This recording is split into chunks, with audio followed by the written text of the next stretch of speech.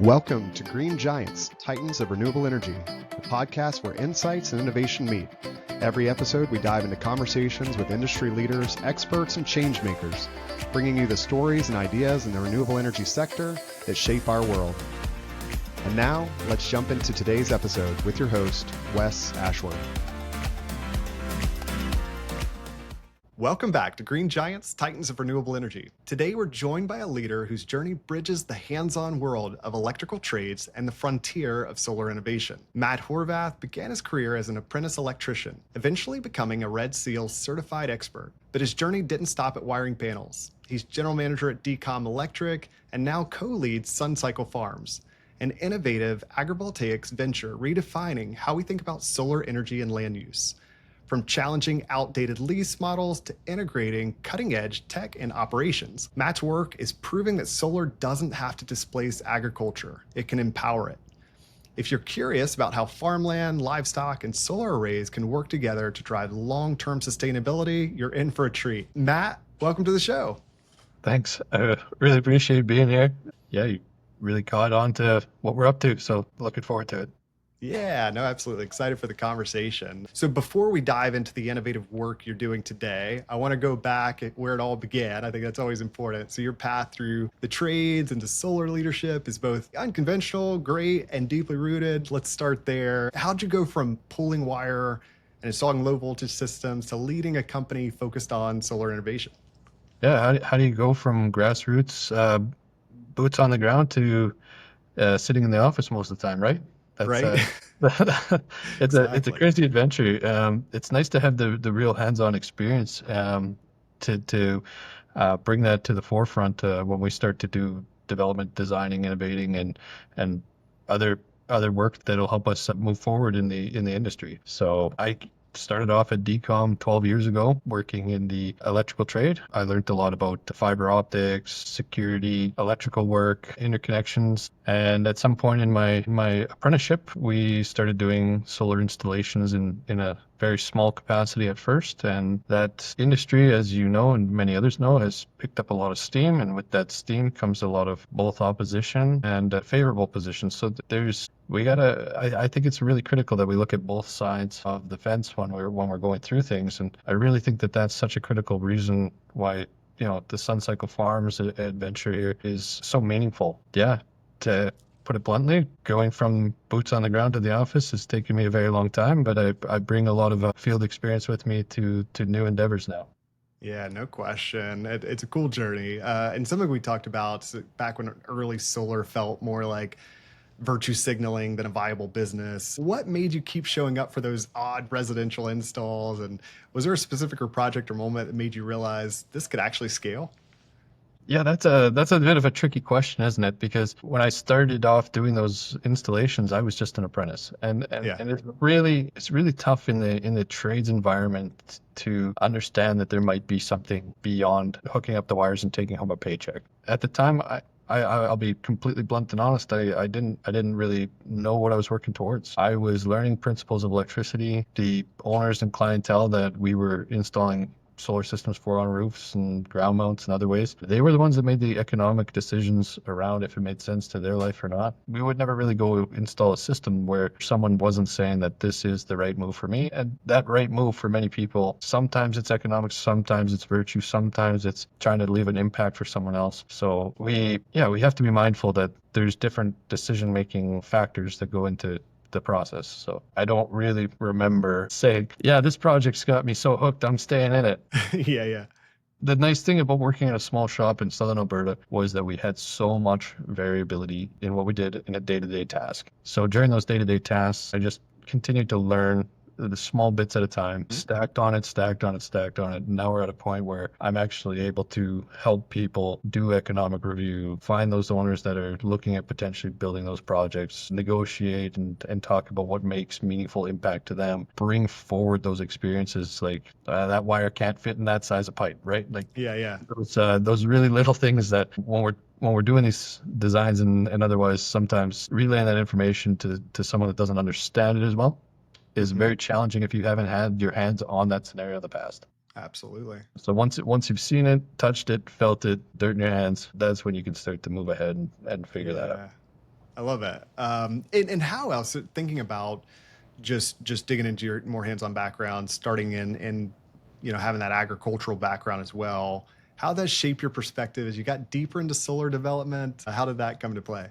I don't know if I got deeper into solar development, but I got more mindful of land. Yeah. So yeah, my mom remarried when I was younger, and we moved on to the farm. So I like to consider myself like a bit of a halfway farmer. And some of the farmers I do work with will chuckle about that because I know just Uh-huh. enough to be dangerous, but I don't know. I probably couldn't operate their business at the same level because I've gone into my own trade and doing Yeah. my own work. But what it really signaled for me is taking care of the land and really what a real day of work looks like for farming, because that lifestyle is probably foreign to a large portion of our population. Without a And doubt. it's tough to have everyone considered when we start talking about solar projects, because by and large they end up being very industrial type in nature. And because of that, rural communities have their views of what it is, and the owners see the electrical value. And yeah, so coming from that background, I'd say that the biggest thing that it did for me is really just drew real good roots and help those roots establish. And from there, I like to use it as a guiding principles for myself.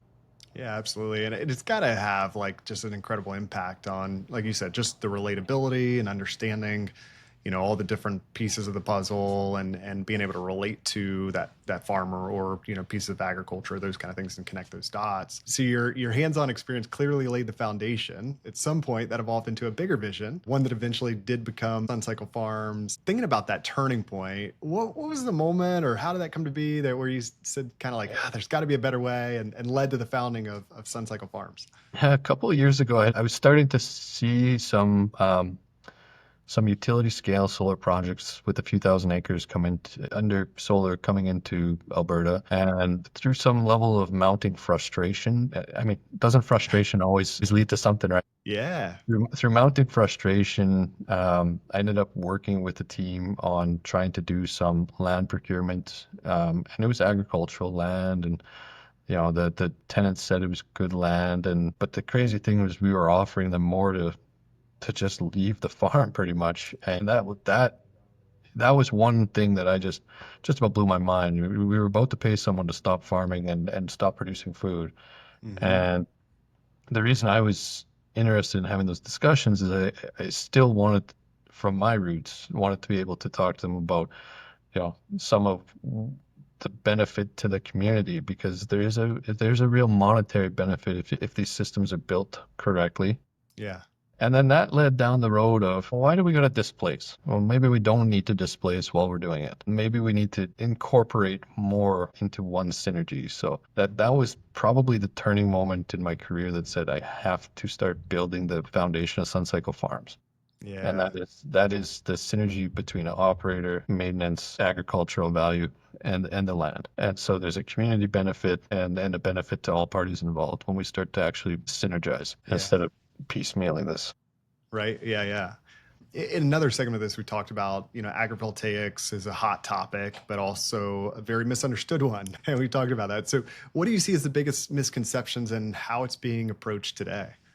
I've got some feelings that I'm sure some of the viewers may not share, but I'll give my opinion on that and see where it goes. But anytime that we're doing agrivoltaics, I think we have to be very, very sensitive to the cost implications that we drive towards the electricity value. So when we're elevating solar panels or modules and we're tipping them at angles that aren't maybe optimal to the current system designs and doing all these things, it's signaling that the price of the electricity coming out of the solar system has to increase as well to recoup those costs that are in the front end of the construction of the project. We've spent a lot of years building solar, and it's kind of crazy to think that, 12 years ago we were still, starting to put these things on houses, and some of these Yeah. projects were starting.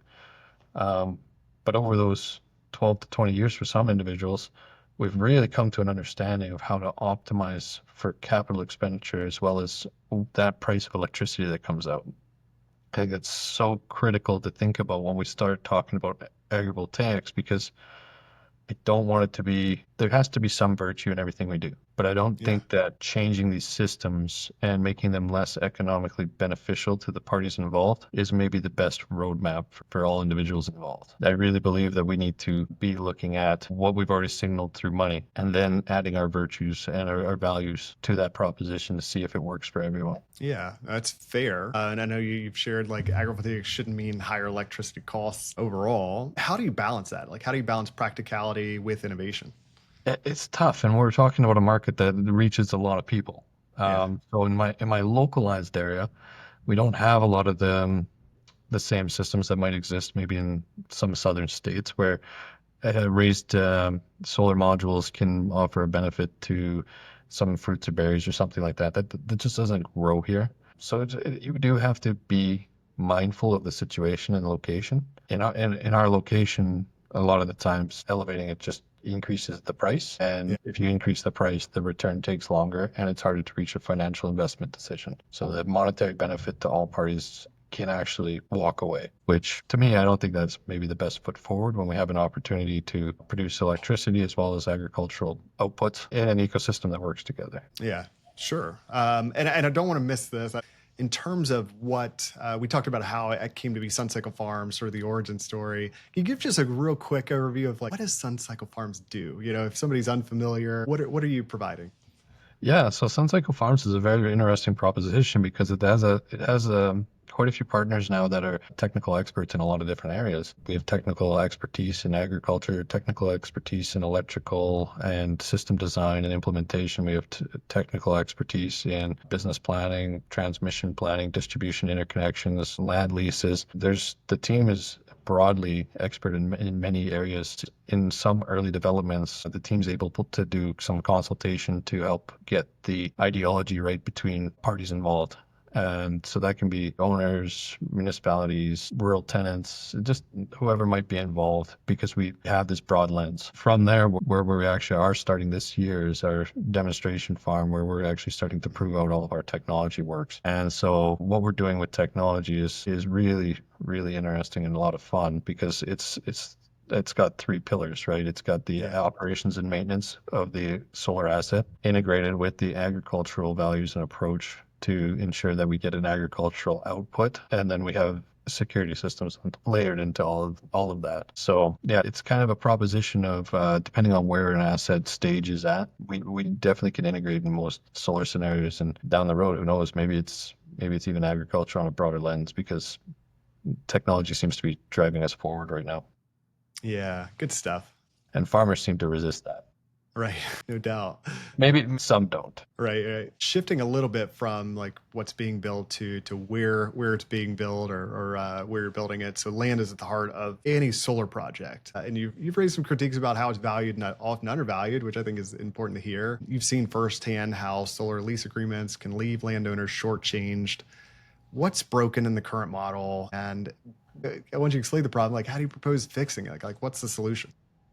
This one goes a couple different directions, right? We don't always have aligned interests. When you evaluate a land lease and you're talking about this, there's, from an Alberta lens, quite commonly municipalities feel underrepresented when we go to the commission to look to move projects forward. They feel like they can't say no. And to some effect, they're getting more involved in that through some updates from the government. But to some effect, at what point is it my backyard and not your backyard? And the question I think that we really need to solve is what can be done with that land? Like, does it have to be zoned agricultural, or does it have to move to an industrial zoning? And it looks like the zoning does have to have some consideration. As far as the lease goes, though, there's different types. So, the different developers will offer different types of leases. I think it's absolutely critical that landowners understand what's in and what's out of a lease.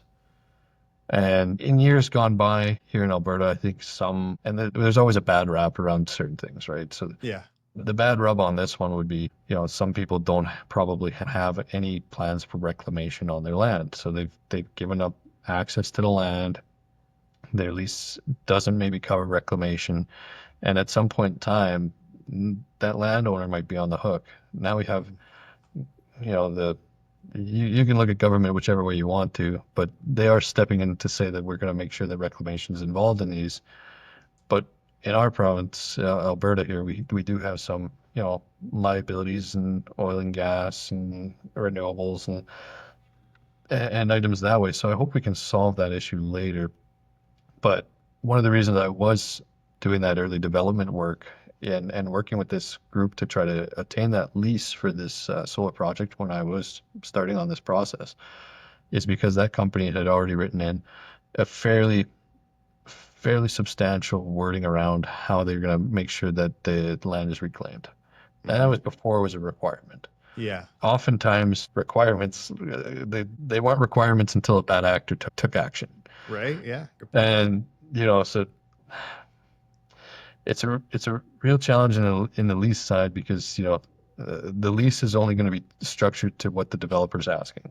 And I think a lot of onus has to come back to the landowner to say that this is the best use of land and this is how we're positioning it to be reclaimed. This is how we're positioning to have municipal benefit. This is how we're positioning to move this forward in a way that makes sense. And in that way, neighbors might not be impacted in the same way. Most projects already have requirements to make sure that the impact is reasonable to anyone in the vicinity. I mean, there's obviously ongoing discussions about if there's impact to value of homes, if there's additional impacts that are negative. Yeah. And most of the time, it's that I've seen lately, it's still saying that we don't see that impact like people are claiming. Those are all challenges. I don't know if you can solve everything with a silver bullet, but Yeah. I'd Usually say not. yeah, exactly. But I'd say Sun Cycle Farms is about as close as I think we can get to making sure that everyone has found some alignment through the solar project, and making sure everyone's on the same team. Yeah, no, I think that's huge. Another compelling point you've made is just the fact that landowners stop farming and lease to solar tells us something about land value. What are we missing when we ignore that signal? And just could you expand on that a little bit more? Yeah, that's a pretty critical one. Yeah. When I talk to farmers and I talk to people in agriculture and I talk to anyone else outside, basically when I'm out there talking and I'm explaining, like, people didn't sign their land over because it was a bad deal. They signed it over because there was a monetary benefit that was higher than what they were doing with agricultural production typically. And so if we miss that signal, we're missing what we're putting the value on completely. So we just have to be very, very mindful that synergy, the sum of both is probably better than the sum of one either way. And typically when people do stop farming, they do become a bit of a bad neighbor because if an industrial tenant isn't taking care of weeds and other things in the area, that becomes the neighbor's problem. So there is an optical view of these projects that just go out there and collect sun and the land, maybe some people say it goes barren and other things, but we used to do solar and we used to sell solar as we're resting the land. It's going to come back to you better than it was beforehand. Right. That analogy is just not true because when people rest land, they plant a crop or they do something with the land that helps it recover because we're taking the nutrients out when the farming operations are ongoing. Resting it would be a couple of years of maybe some fertilizing and some grasses. Yeah.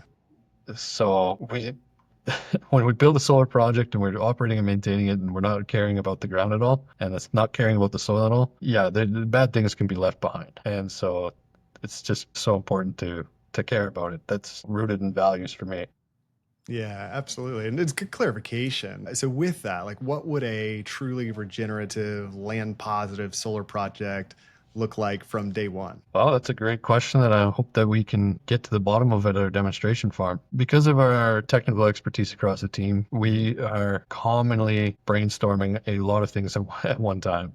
Yeah, yeah. So implementation is going to be the most critical step here. And it's probably not going to be what does a regenerative agricultural farm look like on day one. It's probably going to end up in a spectrum. Day one, we're trying to remove costs of mowing. Day two, we're trying to increase forage uptake in certain areas. Day three, you catch that spectrum, right? So I can't probably paint it with a brush right now. It says this is it, because there's going to be areas where, and this is when I'm talking to global market again, there's going to be areas where something that works for us here in Lethbridge or Southern Alberta doesn't work. Right. But the framework of everything we're doing does. Mhm. So then how do you make sure that the technology can guide the activity? That'll be the critical mover. And just to make sure that those principles of the regenerative agriculture and the farming, in most cases I'd like to see it going towards that regenerative land recovery model, because solar is about resting of the land in the back of my head. So I like to see solar projects going that way. But in a lot of cases, there might need be an option just to keep agricultural value up, and that might Mhm. not always be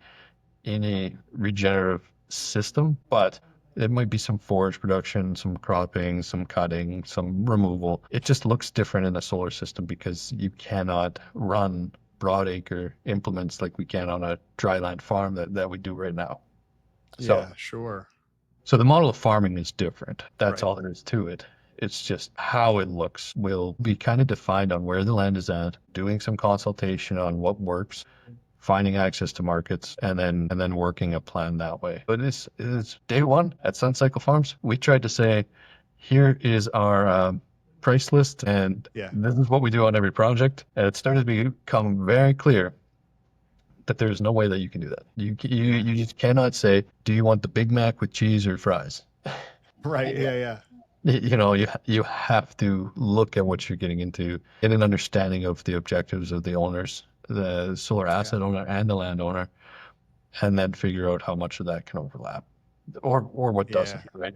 Like Sure. that's the solution we're looking to provide. Maybe there is no farming overlap there, but the land still needs to be taken care of, and that's where we can step in and help out. Yeah. And in terms of that, like what are some of those tried and true principles? I know it's going to vary based on each, situation and case by case, but what are those tried and true principles you're striving for when you look at those projects? But yeah, there's a few. One of them is going to be soil health. So the first thing Yeah. that we do in I think almost every consultation we've done now is soil sampling, and we'll Uh-huh. actually go in, do soil sampling, get reports back on what makes up the soil. The objective is to create better soil, better forage, and more nutritious proteins coming off the land, instead of having feedlot beef, maybe some pasture grazed beef and some Yeah. grass finished beef. And I think we were probably one of the first groups in Canada to do an extended cattle run inside of a live solar facility. Right. Yeah. And, it was some pretty fun news. They called it solar burgers. No doubt. And we had quite a chuckle with that. Tried and true, everyone's going to say sheep. Yeah. We know we can run sheep. We've seen some images of sheep overgrazing and where it leaves the soil in bad shape. So one of our solutions is a technology-driven live data. And so being able to take control in your own hands of where your animals are at, Yeah, and making absolutely. sure, yeah, make sure that grass is growing. Yeah, we'll dig into a few of those pieces as we go a little bit further here. And of course, ideas are only as strong as their execution. But what's powerful about your model is how operational it is. It's tech-enabled, data-informed, still grounded in agriculture. And I want to talk about how that all comes together on the ground. And something you've teased us with, but I want to hear more about is, can you walk us through that current demonstration project? What makes it different from the average solar site? Yeah, so with the current demonstration farm, it gives us a safe space to try things that people haven't tried before. Yeah. Where if we were going to go into a live utility solar project right now and say we want to do all of these things, they might look at us sideways and say, why on earth would you do that? We're meeting our obligations. And that's another one of the little bit of the flags, right? We're meeting our obligations. We're Yeah. keeping the vegetation down and we're operating and producing electricity. So Hmm. that is a bit of a challenge. So showing them the net benefit of having reduced operational costs as well as synergizing with land production is a real key there. So I guess that's a roundabout way of saying at the demonstration farm we get a chance to do anything that's absolutely insane compared to what you would see in a normal project. Yeah, I love the idea of it, and I would imagine like that's not a normal thing, right? Like there's not really anybody doing that, or at least not many that I've Yeah, heard. yeah, and like we're looking forward to testing out a whole bunch of equipment in there, some of which I don't even know if I'm supposed to say much about, but yeah, that's going to be a testing bed. Right. A lot of fun. Absolutely. Another piece, you alluded to this a little bit earlier, but how are you integrating operations, maintenance, and agriculture to create just a multi-benefit model? And how do you measure success across those layers? Yeah. So one thing coming from a kind of a security background, like installation wise anyways, is noting that a lot of buildings and a lot of asset owners have a 24/7 security on call, right? Yeah. There's call centers, there's operational 24/7. Then learning later that a lot of generating asset owners have control rooms as well, Uh-huh. but only for the operations. So now Yeah. you would do a call out for operational work, or you would do maybe a call out for something else. I think there's going to be a tremendous amount of value driven for a solar project asset owner when the control room can watch everything and Hmm. signal the right party.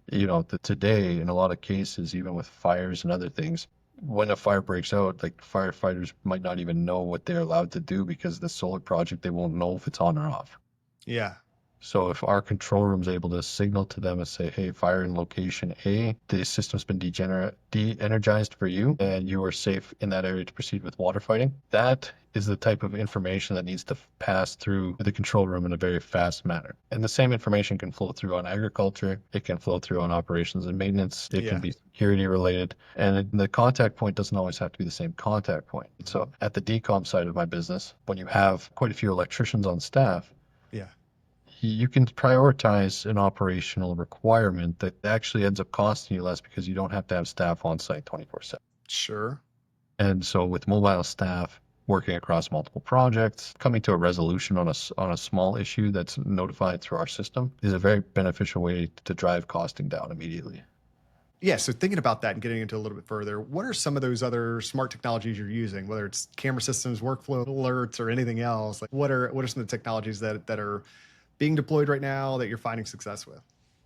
Yeah, I think the best way to frame that is to state that coming from a renewable installation and operations background, as well as having some experience in the security sector, being able to marry up some of that technology on both sides of the fence is a way that we can provide additional services without having to increase prices immediately. Because if you wanted to go into security and do security systems, most of the time there's not a requirement or a need for that on a solar asset with a 6-foot chain link fence. They just need a couple maybe monitoring cameras. But where we are able to gain some value for everyone is we've noticed that labor costs on maintenance and vegetation management are rather high because there is a lot of things you got to work around when there's solar panels throughout a field. Because we've optimized solar for the output and the lower capital, a lot of systems have cables hanging in the air, and to get a mower through there, you have to be able to turn it a certain way. It takes a very long amount of time. So to reduce those times, using the data that we can drive is the goal line for us. It's cost optimization through data. Absolutely. And then from an O&M perspective, how does layering in agricultural activity actually reduce risks, not increase it for asset owners? Well, that's a great question because in a lot of ways, I would say maybe the risk is kind of similar, but I'd say that Yeah. your route to operation or your uptime might be even better because what we found is when there's agricultural producers on the land that are trained in multiple things, even if we are missing something like an operator that hasn't seen that a panel blew off a week ago, a lot of the times someone that's actually connected to the land is going to be spotting that. And because in most situations right now, there's a separate vegetation management contract and a separate operations and maintenance contract. Yeah. A lot of the times, I mean, maybe some contracts will look different where the operations and maintenance and vegetation management work more closely. But I have seen scenarios where the owner's project management group manages each contract separately. And when the vegetation management service provider sees something that's operational, they don't really care. It's not part of their Yeah. work. Right. So because it's not part of their work, they don't signal, they don't flag. We think that being that there's a synergy across a site, if someone's on that site, they have a duty to do all aspects of being on site. I mean, with the right amount of training. Yeah. Yeah. We don't need the farmers working on the electrical equipment without some proper training there. Right. No, absolutely.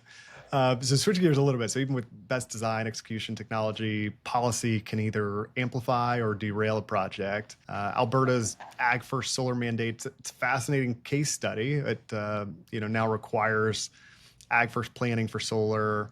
What's your experience been navigating that process, and is it helpful or harmful? And just give us some context there. Yeah, I would say from my lens, that's some muddy water we're wading into now. Yeah. Um, yeah, we have the ag first portion really goes towards class 1 and 2 irrigable lands. So when developers are trying to develop a solar project on class 1 and 2 lands, they have to come in with an ag plan. It Hmm. might not be thoroughly understood what that looks like.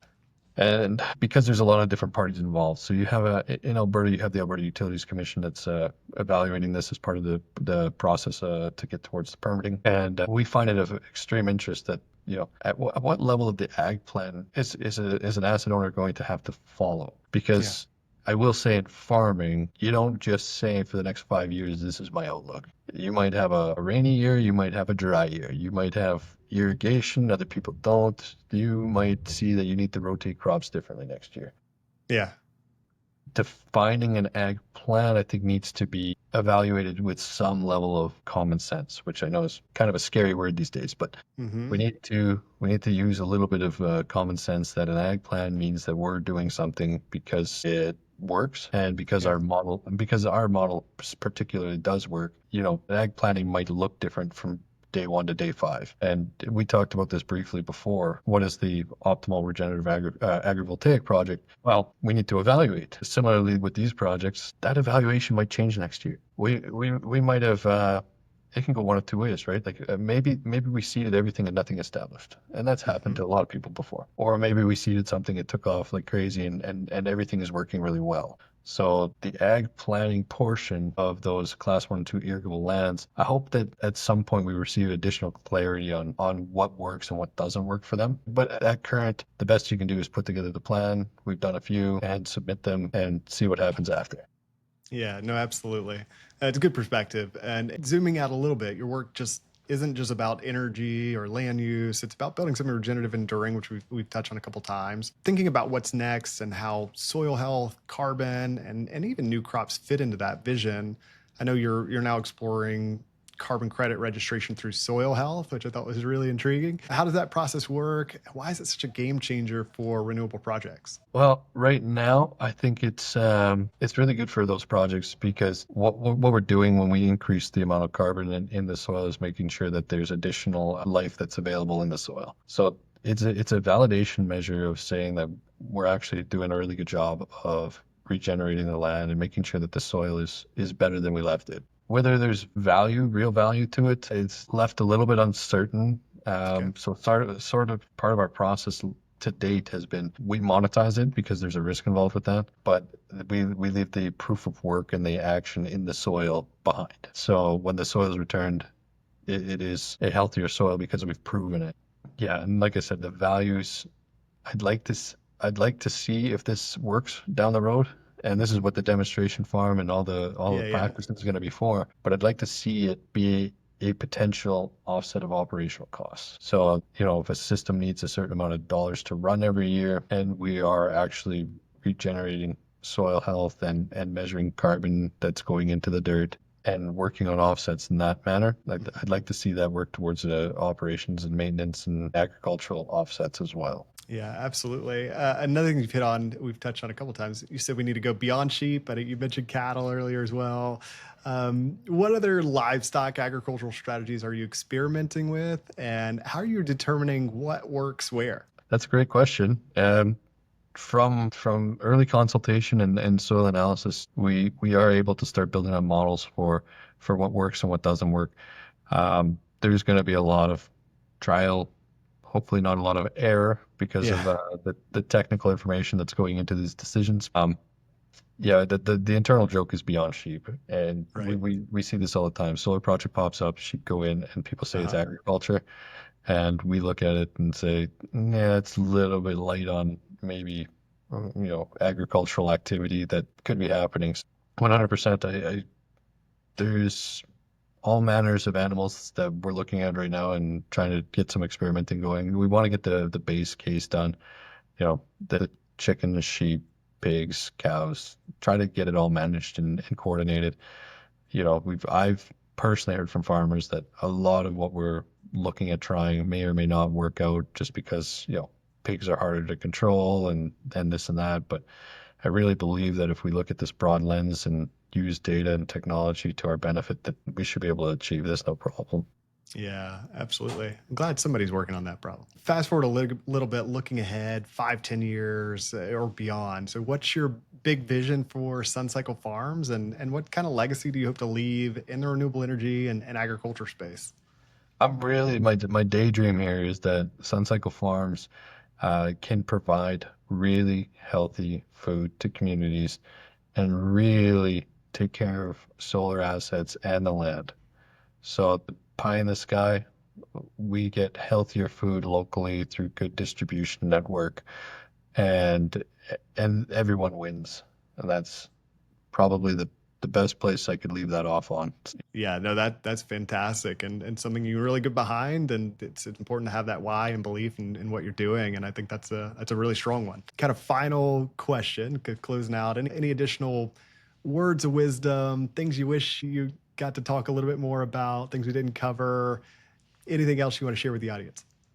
I mean, there's just so much. I hope that the audience types in SunCycle Farms on their computer, goes, looks at the blog. There's so many images and things that are hard to relay through words. I'm a blue collar gentleman myself, and I think we joked about this in our last meeting. Words aren't always my friend. I like implementation. I like getting my hands dirty still, even if I'm in the office a lot more than I used to be. So yeah, driving SunCycle Farms forward on implementation is my goal now, and I just really hope everyone goes over to the website, takes a look at it, and tries to open their mind up a little bit about what is possible. Absolutely. Yeah, and I think a picture's worth 1,000 words, and just being able to see it and dig more into it. So we'll link all that in the show notes as well too. Please go check that out.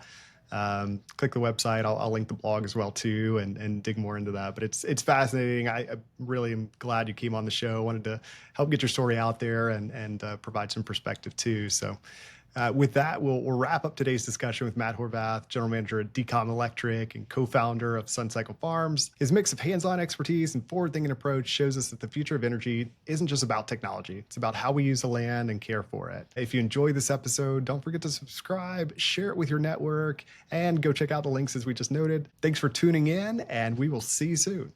This episode of Green Giants, Titans of Renewable Energy, was brought to you by Lee Group Search. If you enjoyed today's discussion and are looking to recruit top talent for your company or find your next career opportunity in the renewable energy sector, visit leagroupsearch.com. Let's continue driving the future of clean energy together. Until next time, keep pushing toward a greener future.